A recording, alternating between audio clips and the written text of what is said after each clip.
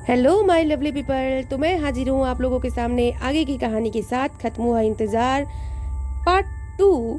तो चलिए आगे की कहानी सुनते हैं। अगर आपने पहले वाली कहानी नहीं सुनी है तो जाइए जाकर के पहले सुन लीजिए, फिर नेक्स्ट पार्ट सुन लीजिएगा। और भी ढेर सारी हॉरर स्टोरी सुनने के लिए चैनल में ज़रूर विजिट कीजिए। तो चलिए हम आगे की कहानी सुनते हैं। अगर स्टोरी पसंद आ रही हो तो चैनल को सब्सक्राइब करना ना भूलिएगा, लाइक कीजिए और शेयर कीजिए। राहुल ड्राइवर सीट के पास रखा जैक और पाना निकालने के लिए गाड़ी का दरवाजा जैसे ही खोलता है तो राहुल की आंखें फटी की फटी रह जाती हैं। राहुल की धड़कन मानो रुक सी जाती है, क्योंकि ड्राइवर सीट पर तो संदीप ही बैठा हुआ था और उसने जैक और पाना निकालकर राहुल को दिया और कहा, ले भाई दे दे मुझे।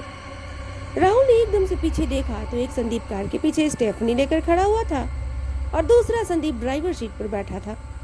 राहुल डर के मारे थर थर थर कांपने लगा और राहुल डरता हुआ ही बड़ी जोर से चिल्लाया और जोर जोर से रोने लगा।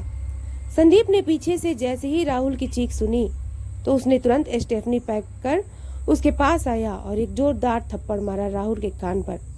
और संदीप गुस्से में खुद ही पाना और जैक उठाकर ले गया और खुद टायर चेंज करने लगा। संदीप टायर चेंज कर ही रहा था कि राहुल डरता हुआ बोला, संदीप तेरे पीछे कुछ है भाई। संदीप ने सर उठाते हुए देखा तो राहुल डरा हुआ कार के बगल में ही खड़ा था। संदीप के फोन की फ्लैश लाइट से पीछे देखा तो संदीप के जस्ट पीछे दो आंखें चमक रही थीं और वो संदीप को ही घूर रही थीं। संदीप ने एक पत्थर उठाकर उसको मारा तो देखा वहां से एक कुत्ता रोता हुआ भागा। संदीप ने राहत की सांस ली, क्योंकि डरने से अब कुछ हासिल नहीं होने वाला था और डरने की तो कोई बात भी नहीं थी। संदीप ने थोड़ा ऊपर राहुल को देखा और हल्का सा मुस्कुराते हुए कहा, जिसका इंतजार 3 साल से था वो आज पूरा हो गया, इसलिए कृपया आप हमारे साथ आ जाएं और अपनी इस छोटी सी यात्रा को सफल बनाएं। संदीप ने इतना ही बोला तो राहुल तुरंत ही वहीं बेहोश हो गया। और जब बाद में राहुल की आंख खुली तो राहुल संदीप के बगल वाली सीट में बैठा हुआ था और संदीप ही गाड़ी चला रहा था। राहुल ने देखा अभी उसी सड़क पर है जिसके दोनों तरफ जंगल है और घर भी शायद अब आने ही वाला है। 20 किलोमीटर दूरी आज ऐसा लग रहा था कि 100 किलोमीटर हो, लेकिन राहुल तो डरा हुआ ही था।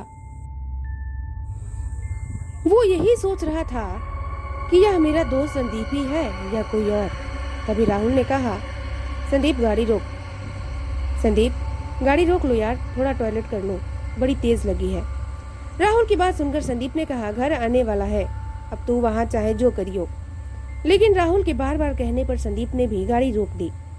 राहुल गाड़ी से उतरा, टॉयलेट करने के बहाने और थोड़ा जंगल की तरफ गया। राहुल को समझ नहीं आ रहा था घर जाने का रास्ता यहाँ से तो इतना टाइम कैसे लग रहा है, कुछ तो है। इसलिए राहुल ने जंगल के अंदर से ही पैदल भागना शुरू कर दिया। राहुल जंगल के अंदर ही अंदर भाग रहा था और हाफता हाफता हुआ सड़क की तरफ निकल कर आया, लेकिन रास्ता तो समझ में नहीं आ रहा था। तभी राहुल ने देखा एक गाड़ी आ रही है उसी सड़क से। राहुल ने सोचा, इसको रोकता हूँ और पूछता हूँ कौन सी जगह है यह। यहीं से रोज घर जाते थे, पर आज यह जगह ही राहुल को समझ नहीं आ रही थी। तभी राहुल चिल्लाने लगा, गाड़ी रोको, गाड़ी रोको, और हाथ देखकर सड़क के बीचों बीच आ गया। गाड़ी की हेडलाइट उसकी आंखों से लग रही थी और गाड़ी आकर एकदम से राहुल के पास रुकी और कार का शीशा नीचे करते हुए संदीप बोला, अबे कहाँ चला गया था तू, क्या कर रहा है तू? अबे भाई अभी तो घर बहुत दूर है। इतना कहते ही संदीप ने गाड़ी का दरवाजा खोला और तुरंत राहुल को अंदर खींच लिया। उसके बाद संदीप ने गाड़ी का दरवाजा बंद करा और शीशा ऊपर करा। फिर संदीप मुस्कुराता हुआ राहुल से बोला, इतनी जल्दी क्यों है भागने की? तेरा इंतजार तो 3 साल से था और अब मिला है तू, तुझे कैसे जाने दूंगी मैं। पर यह संदीप की आवाज नहीं थी। अब संदीप की आवाज भी बहुत ज्यादा डरावनी और भयानक लग रही थी और संदीप की आंखें भी बिल्कुल अजीब तरह की हरकत कर रही थी। राहुल को अब समझते देर नहीं लगी कि इतनी देर से उसके साथ हो क्या रहा है। राहुल रोने गिड़गिड़ाने लगा और रोते ही राहुल कह रहा था, माफ कर दो मुझे माफ कर दो। मैंने उस दिन ब्रेक मारने की पूरी कोशिश करी थी, पर मैं नशे में था, इसलिए मेरी गाड़ी तुम पर चढ़ गई थी।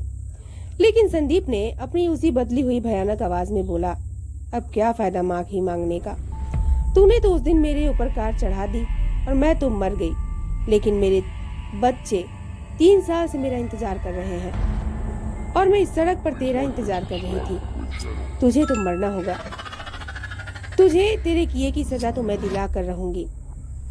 इतना बोलकर संदीप ने राहुल को कार में ही रखी हुई एक रस्सी से पकड़कर बांध लिया और रस्सी स्टीयरिंग से बांधकर गाड़ी के दरवाजे से ही राहुल को नीचे लटका दिया। संदीप राहुल को गाड़ी से सड़क में घसीट रहा था और गाड़ी चल रही थी। राहुल के चीखने चिल्लाने की आवाज बड़ी जोर जोर से आ रही थी, लेकिन राहुल की आवाज सुनने वाला भी वहां कोई नहीं था। राहुल को संदीप ने तब तक नहीं छोड़ा जब तक राहुल की जान नहीं चली गई। जब राहुल के चीखने और चिल्लाने की आवाज बंद हुई, तब संदीप ने रस्सी राहुल ऊपर खींचा और राहुल को कार के आगे फेंक कर उसके ऊपर से गाड़ी चढ़ाकर चला गया। उसके बाद संदीप अपने घर चला गया। आज से 3 साल पहले जिस औरत को राहुल ने अपनी कार से कुचलकर मार दिया था, उसी औरत की आत्मा ने संदीप के अंदर आकर राहुल से अपना बदला पूरा कर लिया और इस तरह उस औरत का खत्म हुआ इंतजार।